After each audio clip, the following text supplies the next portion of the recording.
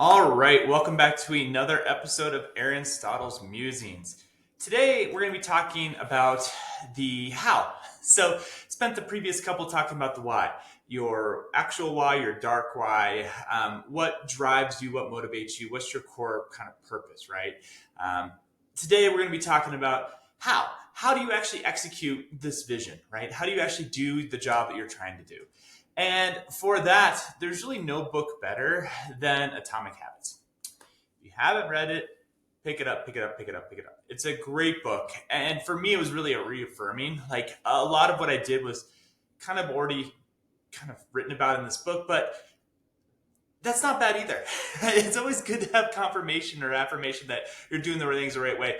And there was a couple, again, kind of epiphanies that I had when I was reading it. But for instance, one of the things that James Clear talks about is like, look, if you want to get into a habit, you need to carve out a specific space to do that habit. And I was like, I didn't realize it, but I was doing that exactly thing already. When I was literally reading his book, one of the habits I had created was I carved out a specific chair, a specific space in my house for reading. And that was my reading space. Kind of like your office is your office space. You just get kind of like mentally attuned to be able to now execute that consistently. You kind of get into the flow, you get in that space, and you immediately change your mindset and start executing what you're trying to execute. Same thing here. So, really, really great book. And one of the best ways to kind of summarize the book is it's all about the power of tiny gains. The power of tiny gains. And if you do those small changes, it can lead to gigantic, big results. He used this as an analogy, and at first when you see it, you're like, that doesn't make sense. That's not how math works, and that's actually exactly how math works. So he said, hey, look, if you start off at the number one, okay, you start off at the number one, and all you do is get 1% better every single day for 365 days, for an entire year, you'll end up almost 38 times better than when you started. It's like, wait, 1% better? That doesn't make sense. Well, through the power of exponential improvement, which is critically important to his whole idea, and you'll see that later in another graph that I'm going to point out, and through just tiny incremental gains, it's going to have profound impact over time. Conversely, if you get 1% worse each day, you're going to be approaching absolute zero. So it's not what we want to do, right? Now, there's a couple reasons why this works. Number one, it's just easier to make small changes. It's just easier to make small changes. During the beginning of the pandemic, we were so busy in the mortgage world that I honestly was skipping lunch most days. I just didn't have time for lunch. Well, that craziness in your schedule where you're like, I need to schedule a bathroom break. I can use the restroom between this time and this time. Yeah, that's how busy we all were in the mortgage business. So one of the things I was doing is I was kind of accidentally fasting. I was accidentally fasting. I just was not eating lunch most days. And starting in 2023, I was like, all right, I'm going to be more intentional about that. And to do so, I was like, all right, I'm going to skip lunch twice a week. I was already kind of doing it around that often. Okay, great. Now I'm going to start skipping lunch and dinner those couple days. And I was able to translate that into, hey, great, now I'm fasting 24 hours 2 times a week. Breakfast on Tuesday, breakfast on Wednesday. And I wasn't having any meals or any food in between. I was able to actually translate that into doing multiple 4-day fasts in 2023. Goal is 4 different 4-day fasts in 2023. And also kind of weird, the power of your mind. I get equally as hungry when I'm doing a 24-hour fast as I do when I do a 4-day fast. It's all about like expectation management. And it's kind of weird, but truly, like I get about the same level of hunger. It's kind of weird. Anyways, it's also more likely to lead to a habit itself. What people do is they try to just bite off way more than they can chew. We see that all the time with New Year's resolutions, right? Like, hey, great, I'm going to go from working out no days a week to working out 5 days a week. Well, inevitably, that's going to fail. You're not starting small. You're biting off way more than you can chew. And when you do so, it's very easy to get downtrodden. It's very easy to get off that course. So Atomic Habits is all about the small incremental changes leading to ultimately big gains in the future, and also creating that habit, that atomic being small, habit being something you do consistently time and time again. One of his best quotes from the book, and he's got a few that I'll talk about, but one of his best quotes from the books is, goals are good for setting a direction, but systems are best for actually making progress. That's important. People tend to write down their goals, right? And then they kind of drop it off and leave it alone. They have proven that writing down that goal will help you. It increases the likelihood of you actually achieving it significantly by actually physically writing down that goal. However, goals in and of themselves are not sufficient. You really need systems if you actually want to make progress. And Atomic Habits is all about creating those systems. For me, the reason this resonated so much was I mentioned it, one of my very beginning videos that I moved around a whole lot as a kid, right? I moved all over hell and gone, multiple different states when I was really, really young, all over the country. Well, whenever we landed someplace new, my parents would enroll me in some extracurricular activities. Typically, it was like 4-H or Cub Scouts, Boy Scouts. It was, some extracurricular activity. And when you went to 4-H or Cub Scouts, they always made you enroll in different activities. Well, I would always pick up target shooting, small 22 caliber rifles, right? And I was very confused, even at a younger age. I was like, all of these instructors keep using the same term. Different parts of the country, but they're all using the exact same term. And it was aim small, miss small. And if you've ever heard that before, you probably heard it from the movie The Patriot, where Mel Gibson's character is teaching his sons how to shoot. Aim small, miss small. So the whole idea behind aim small, miss small is this. If you want to shoot at a target, you do not aim for the target. It's kind of counterintuitive. What do you mean by that? If you want to hit the bullseye, you don't aim for the bullseye. Why not?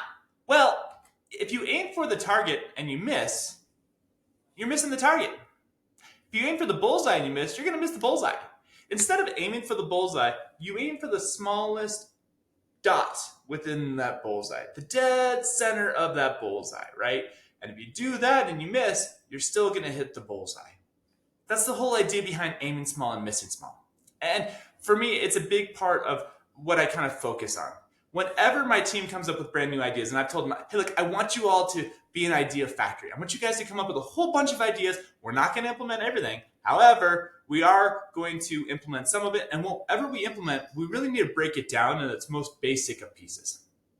We cannot possibly aim for the target or aim for the bullseye. We need to go smaller. We really need to get down into the microscopic minutia pieces of it all if we actually want to create something that's going to stand the test of time, that's actually going to stick around. The problem is in our business is we tend to aim for production. Hey, great, I want to do X amount of deals per month. I want to do X amount of deals per year. The problem with that is that's like aiming for the target or aiming for the bullseye. You're kind of going to let yourself down in the long run. You don't need to aim for that. You need to aim for the systems, the processes, the activities that's ultimately going to lead to that production, right? How many notes do I need to write? How many referral partners do I need to reach out to? How many buyers do I need to talk to? You need to aim for those small activities that's ultimately going to lead to the production. Don't aim for the target. Aim for the actual activities. That for me is aiming small and missing small. And that's how I've translated that from literally 4-H Boy Scouts into, hey, how do I create something that's going to actually last? I also love this analogy that I made up myself, which is a restaurant. Think about your favorite restaurant. Money, no issue, right? Your favorite restaurant, the nicest restaurant you've ever been to. You get the menu and it's like 1 page long and you're like, where's the rest of the menu? And they hand you a whole nother menu that's filled with wine or mixed drinks, cocktails. Like, wait, what? The entire menu is like 1 page long. Yeah, because restaurants figured this out a long time ago. We do not have to have a menu with 150 items on it because the truth is, if we try to do 150 items, they're not going to be very good. You are much, much, much better off doing fewer things but doing them very well than doing a lot and doing it poorly or doing it inconsistently. So do fewer things well. Restaurants figured this out. If we do fewer things well, it doesn't matter if our menu has literally 10 items on it. But what's going to happen is we're going to have reservations for months on end. The only time your slot you're going to be able to actually get is the 4:30 slot. Like they figured this out. We're going to have a line out the door if we just do fewer things, but we do them very, very well. Changes everything once you take that approach. Again, my system, I told my team, hey, come up with ideas. We want to be an idea factory. But before we implement anything, I ask myself and my team, hey, look, can we do this consistently? Can we do this consistently? And can we do it consistently well? If the answer is no, we're not going to implement it. And I've told them that at the very beginning as well. Like, hey, look, you're going to come up with a lot of ideas. We're going to have more no's than yeses here. That's okay.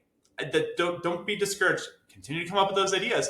But we need to focus on implementing only that which we can implement consistently. Consistency is key. The point of having a process or a system is consistency. And why is consistency so important? Why do I spend so much time talking about consistency? Well, you're trying to build a brand. And every part of sales, right? Every sales training you've ever been through, they focus on three things, right? Your referral partners have to know you, they have to like you, and they have to trust you. And then they usually come up with a fourth, and that fourth one will vary company to company. They all have their own kind of tilt on it, right? That's their special sauce, right? But consistency is all about trusting you. It's 100% about trusting you. You do not trust that which is inconsistent.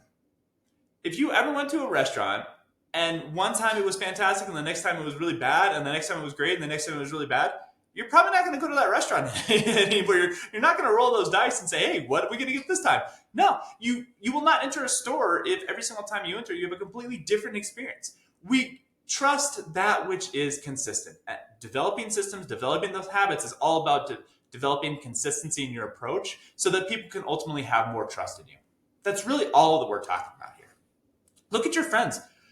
My guess is the people you choose to spend your time off with are those that are consistent. You know who you're going to get. You know what their approach is going to be. They're not going to be, wildly erratic every single time, right? That's not going to be very fun for you. That's not going to be very relaxing for you. So it kind of applies to all aspects of life. So one thing we need to watch out for when we're going about these incremental changes and we're starting to make these positive habits in our life is what James Clear calls the plateau of latent potential or the valley of disappointment. A lot of what we're doing here is naming it to tame it, right? I have to put a face on my monster so that I can deal with it. It's very easy for me to cope with something when I can name it, right? So valley of disappointment. So what's the valley of disappointment? James Clear has this idea. We're seeing it a lot in 2023, especially. But what happens is you start to implement these changes, right? You're starting out from scratch. You're starting to implement these changes. And then you have this idea of what should happen. Very, linear line, right? I start to work out and I expect I should start to see improvements. That's not how it works, right? We have it in our head that we're going to start to see immediate results and it's going to just start taking off very consistently. That's not how it works. What actually works is this orange line here, which is a whole lot of nothing or seemingly nothing for a while. Again, 1% better every day, right? You're not going to see immediate change. It's going to take some time. The problem is people get trapped in this valley of disappointment. And the valley of disappointment is the difference between what you think should be happening and what's actually happening. That's the valley of disappointment. I have seen many, many people get trapped and ultimately quit their jobs while living in that valley of disappointment. I've got colleagues that are buying homes in that valley of disappointment because they're just planning on camping out forever. They get disappointed. They think they they start to do that workout, right? And they think they should start to see improvements and they don't see anything for a while. And before the improvements would really take off, they've already given up. So you've got to keep an eye on that. You have to believe in the process. You have to believe in the systems because it's very easy to fall prey to that valley of disappointment. Again, the difference between what you think is going to happen and what's actually happening. You have to have faith. You have to have belief that it's going to come out the other end, that things are going to take off eventually, and they will. Another great quote from James Clear. It doesn't matter how successful you are right now. What matters is whether your habits are putting you on the path towards success. You should be far more concerned with your current trajectory than with your current results. Now, the only word in there that I struggle with at all is the word trajectory. The reason why is because you could hear that word trajectory and think this green line here. Hey, that should be my current trajectory. No. Not only that, it's actually the orange line. Honestly, I would argue that you shouldn't really be focusing on either. You should be more focused on your processes and your systems. And if you replace the word trajectory with processes or systems in this quote, I think it makes a little bit more sense for me. That's what James Clear is talking about. When he talks about trajectory, he's talking about what are those systems and processes that you're implementing, not your actual improvement. Okay, so focus on the systems, focus on the process. Everything else will take care of itself. It takes a leap of faith, but you kind of have to make it if you're going to be following through with it. Another thing James Clear talked about, and this was one of the epiphanies I had from the book, was he talks about distractions in practice. So a little bit of Aaron story time here, sorry. I am a very anxious individual. Anybody who's ever met me will be like, Aaron, anxious? No. What do you mean? I'm just a very high anxiety individual. I always have been. I remember my dad when I was a kid. He would mess with me all the time. We moved to Boulder County area in 2000. I decided I was going to get back into soccer because we were moving around so much. I wasn't necessarily on some soccer teams in a couple places, but wanted to get back into soccer. Moved to Boulder County 2000. Wanted to get back into soccer.